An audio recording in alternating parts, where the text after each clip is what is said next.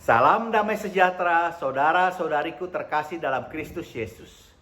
Pada kesempatan ini, kita bertemu dalam BKSN dengan tema yang kedua, yaitu Allah yang hadir sebagai korban ketidakadilan.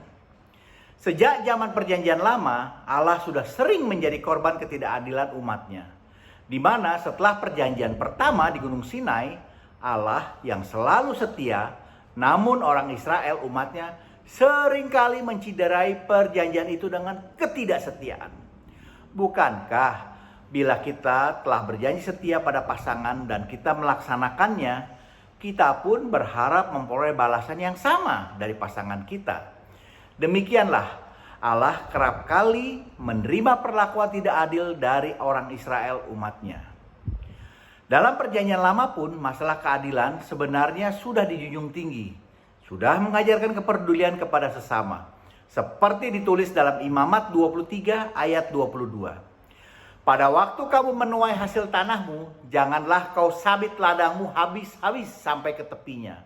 Dan janganlah kau pungut apa yang ketinggalan dari penuaianmu. Semuanya itu harus kau tinggalkan bagi orang miskin dan bagi orang asing. Akulah Tuhan Allahmu. Juga di sini dapat dilihat perintah keadilan untuk kepedulian kepada sesama.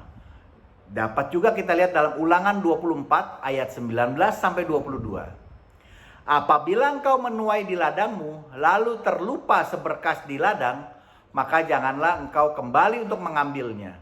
Itulah bagian orang asing, anak yatim dan janda, supaya Tuhan Allahmu memberkati engkau dalam segala pekerjaanmu. Apabila engkau memetik hasil pohon zaitunmu dengan memukul-mukulnya, janganlah engkau memeriksa dahan-dahannya sekali lagi. Itulah bahagian orang asing, anak yatim dan janda. Juga apabila engkau mengumpulkan hasil kebun anggurmu, janganlah engkau mengadakan pemetikan sekali lagi. Itulah bagian orang asing, anak yatim dan janda. Haruslah kau ingat bahwa engkau pun dahulu budak di tanah Mesir. Itulah sebabnya aku memerintahkan engkau melakukan hal ini. Orang asing, orang miskin, anak yatim, janda adalah contoh orang-orang lemah yang harus dibela. Untuk itu Tuhan jelas-jelas memberikan perintahnya untuk memperhatikan mereka. Juga terlihat jelas betapa Allah menginginkan umatnya bukan hanya adil terhadap sesama, namun juga memiliki hati dalam bentuk kepedulian. Dari contoh tadi terlihat pegangan hidup orang Israel adalah peraturan-peraturan yang dikenal sebagai hukum Taurat. Janganlah berbuat ini dan janganlah berbuat itu. Lebih ke arah larangan dalam bentuk janganlah. Tuhan sebenarnya menginginkan kita sebagai murid-muridnya harus bisa lebih dari sekadar mengikuti hukum atau aturan tadi. Yaitu harus memiliki kasih dan kepedulian terhadap orang yang lemah. Bacaan kitab suci untuk tema ini diambil dari perikop berjudul Penghakiman Terakhir. Yaitu Matius 25 ayat 31 sampai 40.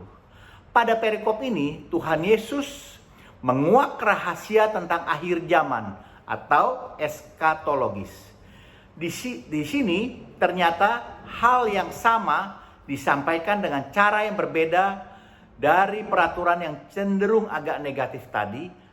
Dengan kata jangan ini dan jangan itu menjadi suatu ajakan untuk membelas kasih kepada sesama, kepada semua yang membutuhkan pertolongan.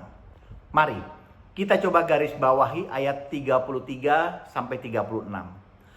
Dan ia akan menempatkan domba-domba di sebelah kanannya dan kambing-kambing di sebelah kirinya. Dan raja itu akan berkata kepada mereka yang di sebelah kanannya, mari hai kamu yang diberkati oleh Bapakku, terimalah kerajaan yang telah disediakan bagimu sejak dunia dijadikan. Sebab ketika aku lapar, kamu memberi aku makan. Ketika aku haus, kamu memberi aku minum. Ketika aku seorang asing, kamu memberi aku tumpangan. Ketika aku telanjang, kamu memberi aku pakaian. Ketika aku sakit, kamu melawat aku. Ketika aku dalam penjara, kamu mengunjungi aku. Dari bacaan di atas, kita ketahui bahwa ternyata Tuhan sangat berkenan pada belas kasih, keadilan dan persaudaraan. Karena Tuhan dapat datang kepada kita dalam rupa siapa saja yang tidak kita sangka-sangka. Tuhan ingin kita muridnya meneladaninya dengan memiliki belas kasih dan kepedulian kepada orang-orang di sekelilingnya. Bahkan kalau kita lanjut pada ayat 41 dan 43, Tuhan berkata, "Nyahlah dari hadapanku, hai kamu orang-orang terkutuk, nyahlah ke dalam api yang kekal, yang tersedia untuk iblis dan malaikat-malaikatnya. Kepada mereka yang tidak memberi makan dan minum, tidak memberi tumpangan dan pakaian, serta tidak melawat Tuhan."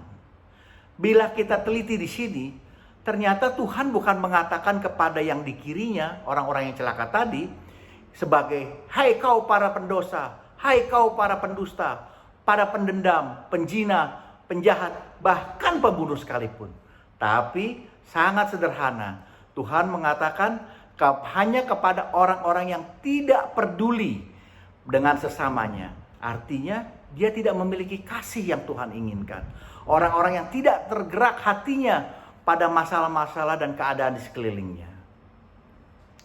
Tuhan Yesus mengajak kita semua untuk berani keluar dari zona nyaman kita, dengan turut berperan aktif melakukan perbuatan dan tindakan nyata kepada orang-orang di sekeliling kita yang membutuhkannya, sebagai bentuk kepedulian kita kepada sesama.